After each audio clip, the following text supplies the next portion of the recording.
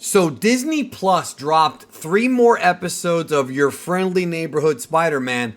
I thought they were just going to do one a week after the premiere, but apparently they're doing 3 this week and then 2 more next week, and then that's it. I'm not sure why this is. I didn't do any research into it, didn't go digging the internet for it. I mean, maybe they don't have confidence in the show. I couldn't even tell you. So I wanted to give you my thoughts on episodes 3, 4, and 5, which dropped today on Disney Plus, and tell you, what I thought about it. I did discuss the previous 2 episodes last week. I did do a short little review on it, gave my thoughts. I discussed the animation and the art style, which obviously continues here, and sort of where they're going with the story. Now, there's a couple of things I want to get into. First of all, they really did, I think, capture young Peter even better in episodes 3, 4, and 5.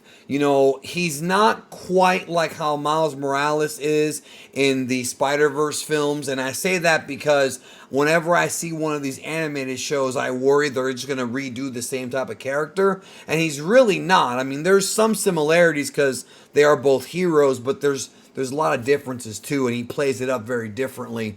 Also, Norman Osbourne finding his identity, which was the big cliffhanger of the previous couple of episodes, that led into a new storyline where Norman Osborn wants to help Spider-Man, and that was kind of a refreshing take on things. Obviously, in the comics, Norman, there is a time, believe it or not, I know some people who have not read the comics and only watched the Sam Raimi series might not know, but there is a time where Norman Osborn was not a villain. That there was a time when he was a benevolent, good person, and I'm not sure where they're going with it here, but in these episodes, he gives Spider-Man a new costume, a bunch of new tech, so he basically acts like what Tony Stark was to the MCU Spider-Man. Now, speaking of Tony Stark and the MCU, there were a number of different phrases / references to events that took place in the MCU. And now I talked about how in the past, in the last review, I talked about how this is supposed to be a variant timeline, so it's another universe separate from the main Marvel universe of the 616. Not the comic book, I mean like in relation to the MCU, right? But it's not like the Raimi verse or any of those. It's another one, another variant, another Spider-Man. But strangely enough, the events of MCU are referenced in this show. There are discussions about the Avengers saving New York City from a space attack. And yes, that obviously happened in the comics a few times, but the way it was stated is referencing the 2012 first Avengers film.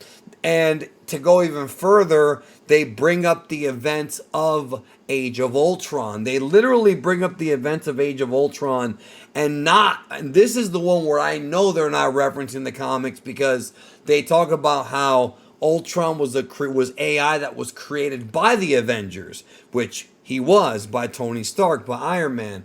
So in this universe, right, in the main MCU, there is no Norman Osborn, there's no Oscorp that we know of. At least, No Way Home really made it seem like there isn't. So it's almost like the events came out the same way, but Peter's different. There's a Norman Osborn, so it's maybe just like it could just be one of those things where, unlike, Earth 838 or any of those, it could just be a thing where it's supposed to be the MCU, but it's a splintered off timeline from the main MCU timeline. Remember what they explained in Loki and in other Phase 4 and Phase 5 projects, and that it's not just that the universes are all different with different variants.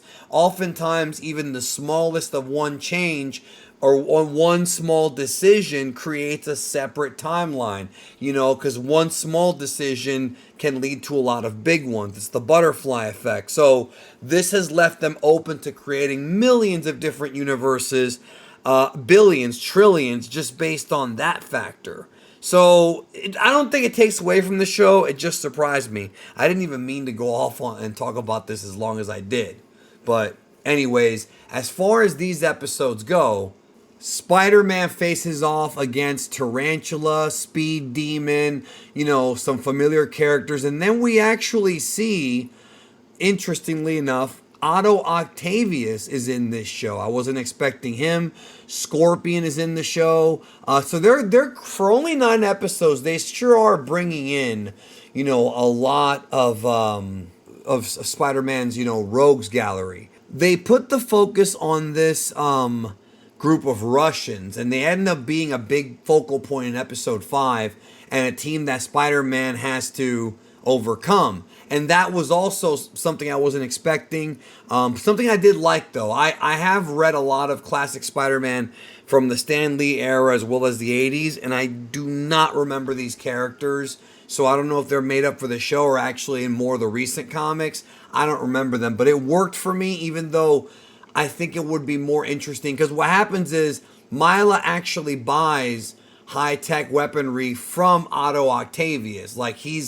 It's not like the Alfred Molina portrayal. He's a bad guy from the get-go here, selling his technology to all kinds of different criminals and profiting from it. I will say this. I'm not a big fan of Harry Osbourne in this series. And before anybody says something stupid, it has nothing to do with the fact they changed his race. I'm a mixed race person myself. It's because the character doesn't really behave like Harry Osborn, or at least any Harry Osborn that I know of.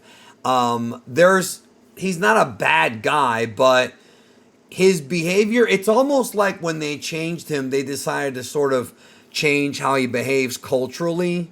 And I'm not sure how I feel about that.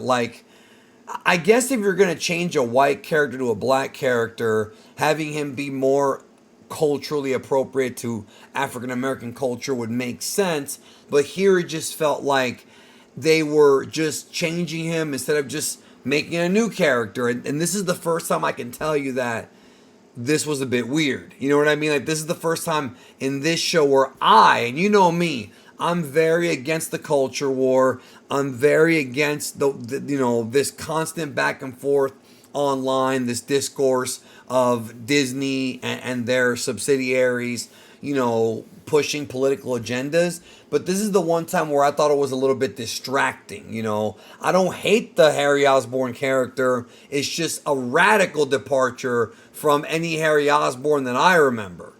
There's also a subplot with Lonnie, who ends up joining this gang. They try to recruit his little brother, but instead he steps in and he says, yeah, I'll take his place. And then he's obviously being overwhelmed with being in this group. So he ends up getting involved with this gang, and they are led by this guy named Big Donovan, who reminds me of a character from Grand Theft Auto. I mean, I thought this was a very well-written character. I really did. I actually thought he was interesting. I didn't think he was just the traditional mob boss. He talks like a character from GTA. It really, his vibe and his confidence is there. And this is going to sort of start Lonnie possibly on the dark path to eventually becoming Tombstone, which ends up being his nickname. So, not bad. I mean, not bad at all. I really liked Norman Osborn's costume that he gave him. It is obviously somewhat similar to the costume he got in the MCU, but I say that in concept only. The costumes look very different. This one's white, that one was more red with flashy metallic colors. I'm intrigued to see where the Lonnie storyline's going to go, because when they were focusing, episode 4 focused a lot on Lonnie, and I'm like, okay, because I had actually forgot what Tombstone's real name was and didn't even know any of that. I went into it not even thinking about that. So they spent a lot of time with Lonnie, and I was just thinking, this has to be going somewhere. And actually, by the end of this is when I realized, okay, I want to know what happens to that character and Doc Ock. And I want to know if Norman Osborn is going to eventually turn either to become the Green Goblin or just to become a villain. I want to know, because right now, being a somebody who knows, like you kind of get where I'm coming from, right? Like even like Norman Osborn is the Green Goblin. You know that he's got that duality about him. So naturally, anytime I see a Norman Osborn portrayal where he becomes friends with Peter Parker, I start thinking, okay, when is the turn coming?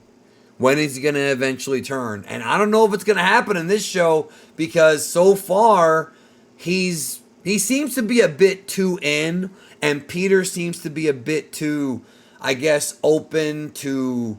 I want to say maybe not necessarily gullible, but he seems to be a maybe too trusting, maybe a bit too trusting of him, and that could backfire, in the future. Next couple of episodes, we'll see. As far as I've seen, when there's going to be 2 episodes coming out on the 19th, and that's it.